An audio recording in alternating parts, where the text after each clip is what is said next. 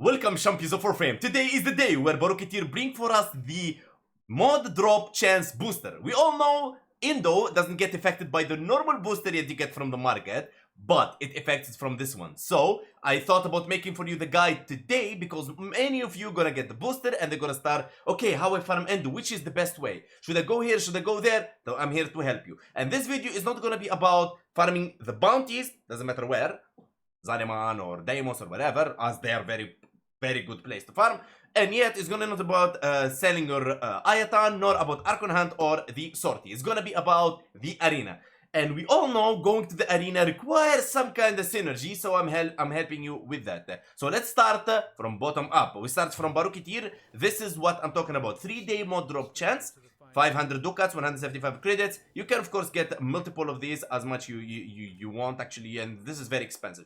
So my advice for you, don't get a lot, because you cannot like actually save it in your inventory. I know you really hope the EU one day decides to make this like savable so we can use the boosters whenever we want. If I'm gonna go vacation in a week, my boosters doesn't run away anyway, so it doesn't matter. Okay, so next thing I want to show you is the synergy, baby. Okay, so there is two ways to do this. If we're gonna do it solo, or you're gonna do it with duo, or you're gonna do it with squad. I'm gonna break this for you. So if you have one friend, or you have a squad friend, or you are just a solo player, you don't have anybody. Alright, if you're gonna go alone, there is two warframes you can think about. First warframe you wanna think about is Necros, and the second frame you wanna think about is Korra. Okay, so now, when you think about these two frames, you say, why? Because if you go to Necros right here, we have the third ability, which is the Discrete. Discrete force fallen enemies around you to drop additional loot, 54% of course, and you want to use this spoil. Discrete augment no longer consumes energy but consumes 10 health per corpus instead. And of course, using Avenger, damaging yourself with the dispoil, you get the idea, and so on. And you want to use the Ripkas. Why you want to use the Ripkas as a weapon? Let me show you. Let me put this window up. There we go. Alright, so the Gore, because this weapon have the Ripkas Augment, Amalgam Ripkas True Steel. Okay, this what it does is the Gore keyword appears to describe the dismemberment of mechanic. Having this mode equipped will allow many weapons, ability, and companions, even temporary ones, to dismember even if they don't otherwise meet the requirements. This synergizes well with Necros Discrete, as bisected body parts are treated as distinct corpuses and have their own chance to yield additional loot. Me, to be honest, it is very good, very powerful, but to be honest with you, I don't use this one. Like I really never wanted to use like the Ripkas and this. I don't even have it built. There you go, the Amalgam Ripkas, I don't have it in. So what I use either Glaive for the slash, or I use a weapon that, like the Siphon, any weapon that can cause slash to, because in case you didn't know, if you use Necros, his passive is restore 5 health within every enemies within deal within 10 meters, but some players doesn't know that this guy, it doesn't have it on the passive. That's why I read it on the passive, because many times say it's not his passive. If you buff the enemy and then you cut them with slash, enemies actually go in pieces. That creates additional loot, in case you didn't know.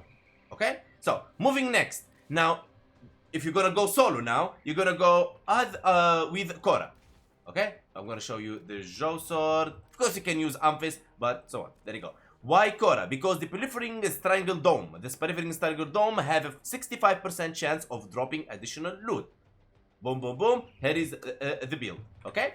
Now, moving to the stat stick, the Zhou sword. Why I like to use Zhou sword? Because the Blade of Truth, 100% melee damage plus 1 truth. Of course, you can use the Amphis if you really want. My Amphis is under construction, by the way, but it is what it is. There you go. You have like a Riven. I'm like formatting, testing some new stuff to bring you guys a new Korra build and so on. So stay tuned for that. So this is the build and so on. Okay. Now, of course, if you're gonna go Korra, of course you wanna use Narumon. Don't forget that. Now, if you go solo, either Korra or Necros. Now, if you go duo, you go Necros and Korra. There you go. 2. If you go 3 players, and now you wanna add a new frame which called Nova. There you go. And you want to use her for speedva. So you make the enemies run fast, getting touched, getting buffed, boom, dead, get the part done. Now, the other frame you would like to use is you want to use Nidus. But this time you want to use Nidus with low duration, alright? You try to use him for low duration. I usually doesn't go Nidus in this gameplays, but let me see if I have like low duration build on him. Let me see here. Boom, boom, boom. So yeah, you go melee tank. This is the lowest duration I have, like 128 duration. It's not bad. Actually, you can use the Larva Burst now because thanks to the E for this Ogmon, you can just cast it, recast, cast, recast. So bring enemies and let them go.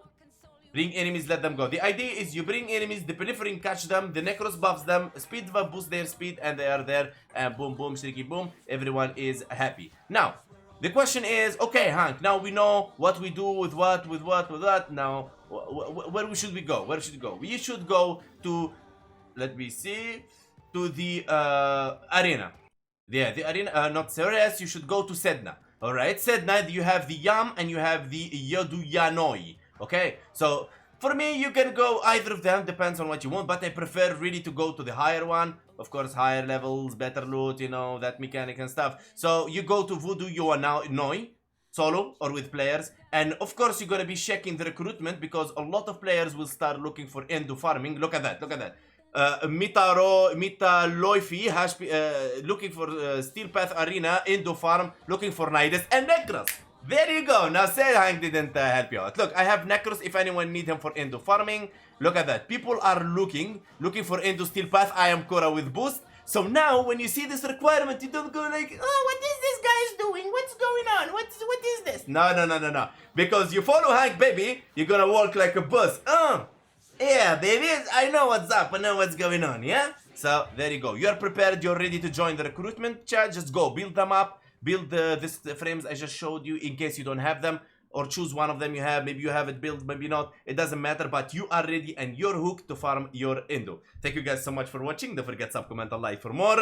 Let me know in the comments below how the farming going for you and how much ENDO you collect in these 3 days. Big love to you and join our Discord. The link is on the description because maybe later on tonight I will make a party and so on, to take some players from my community to farm ENDO. And of course, tomorrow, Saturday, is a live stream. So we're gonna do ENDO farming tomorrow in the live stream as well. Big love to you all, and I see you next time.